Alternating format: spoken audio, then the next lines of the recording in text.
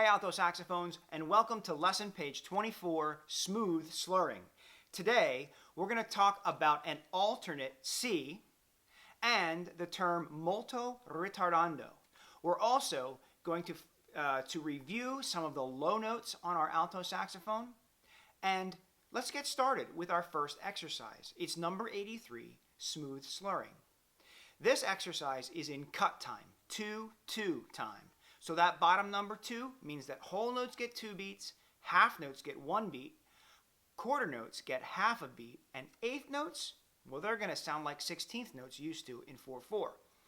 So the rhythm to our first 2 measures is going to be 1 and 2 E and 1 a 2, like that. We'll need an F sharp, and then in the middle of this piece, we'll need to play 2 alternate high Cs. We'll play the note B with our thumb and our first finger, and we'll add the second side key with the side of our index finger. That's for that alternate C. Let's play number 83.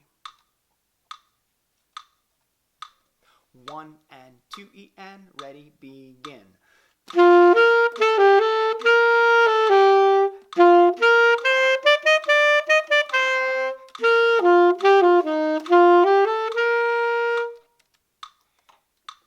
Now let's play that again for extra help. If it's too fast, remember, pause the video, rewind, practice it slower, and then join me again to review. 1 and 2 E and ready and go.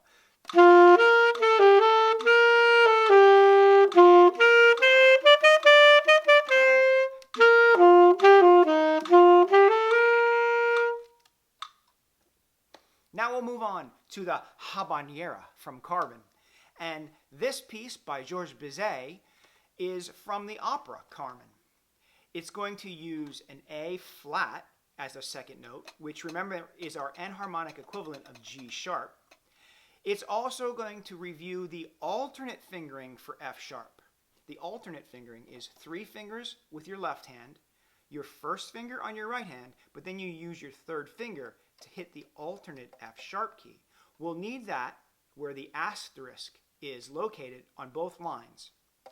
We're also going to play an E flat. An E flat is 3 fingers on our left hand, 2 fingers on our right, or I'm sorry, 3 fingers on our right and our pinky. So we'll need that E flat right there. And now for those low notes.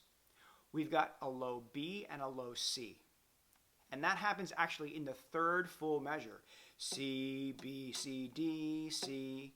So we've got a low B. How do we do that B? Well, 3 fingers on our left hand, 3 fingers on our right.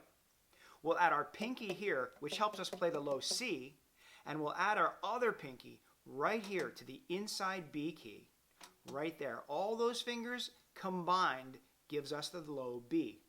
Take away the left pinky, and you've got your low C finger.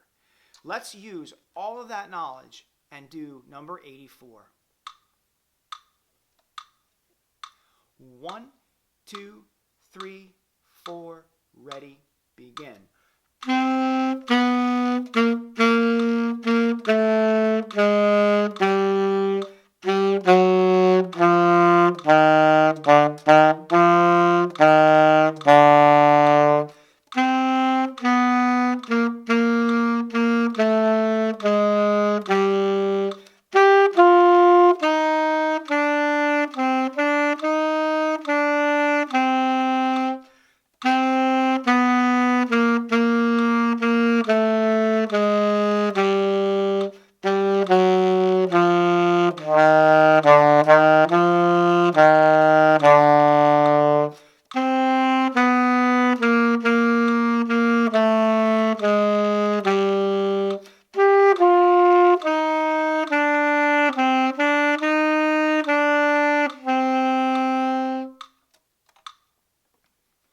That's a definite challenge right there.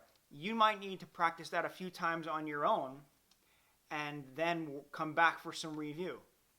Remember, if you need some fingerings from the fingering guide, it's at the back of the book. Okay? Next, we're going to do the yodeling song. And the yodeling song is in 3/4 time. It's got an F sharp and a C sharp, but we're not going to play the C sharp that we know and love. we're going to play the low version of C sharp. How do you play that C sharp? Well, it's kind of similar to our low B fingering. We've got 3 fingers on our left hand, 3 fingers on our right. Then we'll add our C key, but we're going to add this other pinky. In Carmen, we use the inside B. Now we're going to use the outside C sharp key right here, if you can see it on my saxophone, right there. Okay? That's the key that we'll really need to focus on in our yodeling song. Let's try it. 1, a 2, and 3, and 1, a 2, and 3. Here we go. 1, 2, 3, 1, ready, go.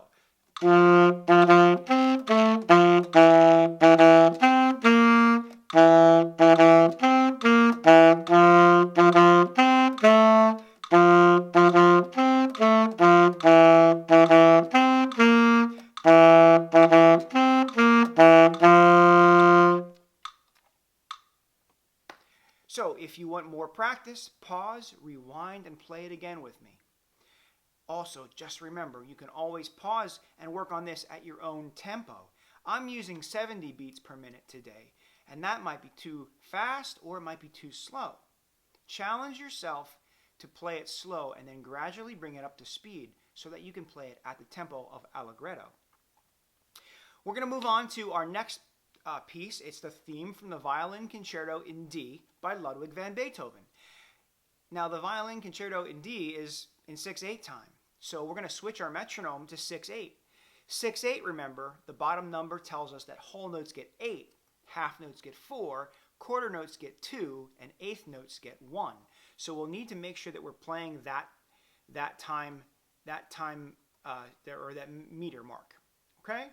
So I'm going to change my metronome here to 6/8, and I've got it set 3, 4, 5, 6. 1, 2, 3, 4, 5, 6. 1, 2, 3, 4, 5, 6. Like that. The road map for this piece, we're going to play from the beginning of 86 all the way through to the end of the second line. There's a DS al fine there.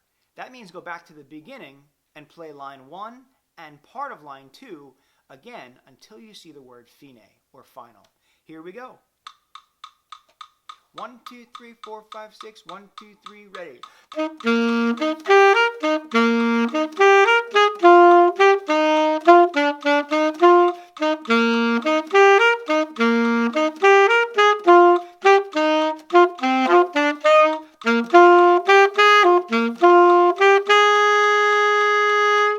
1, 2, 3, ready, go.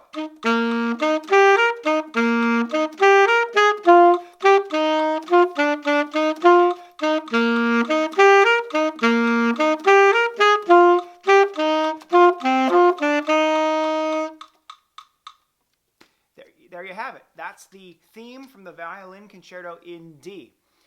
Now, it's a fast piece, and if you haven't practiced it very many times, you'll need to work those notes out and work out those rhythms on your own. But I know you can do it, and I know you'll be successful. Hey, before we go, let's check on the accent on creativity. It's improvisation on a blues scale. As an alto saxophone, we often get to play in our school jazz bands, and one of the things that we'll use very regularly is a blues scale. So, if you got a second, listen to me play the blues scale based on the notes in number 87.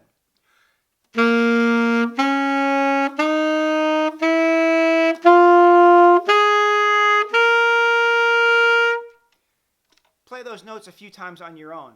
Make sure you go up the scale and down the scale, and then create your own improvisation with the blues scale.